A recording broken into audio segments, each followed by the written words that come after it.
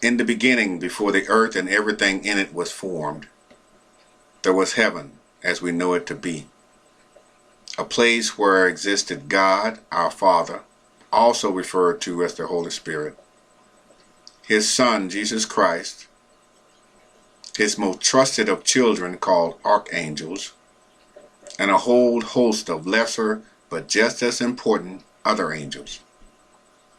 Now within this Eden, there was a conflict brewing where one of those most trusted, Lucifer, better known as Satan, was attempting to unseat his father and take over the throne.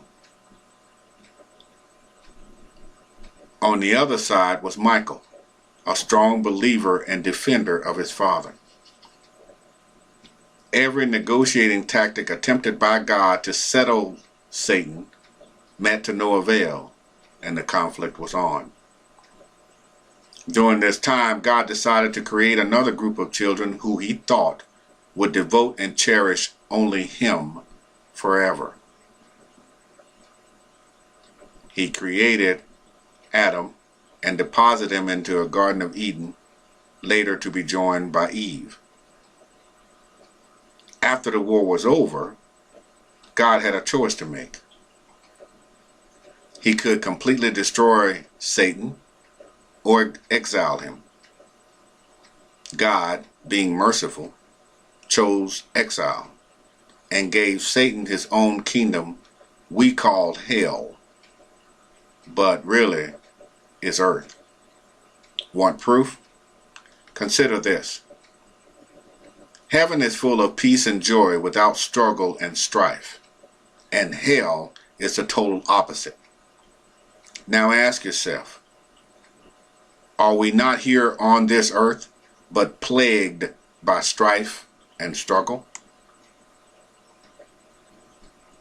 Now the hatred of God within Satan was strong, but it did not reach its maximum until God added one more condition to the sparing of his life. This condition was, since Satan wished no longer to serve God, his power and authority was reduced, and he must now serve man.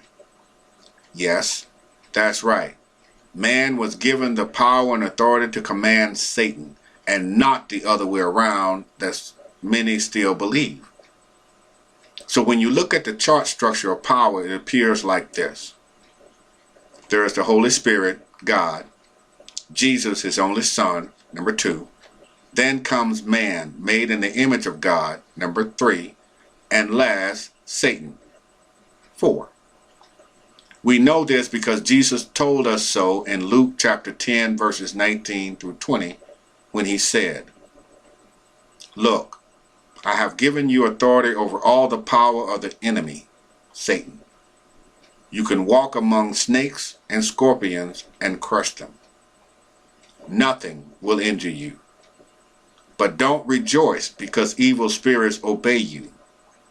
Rejoice because your names are registered in heaven."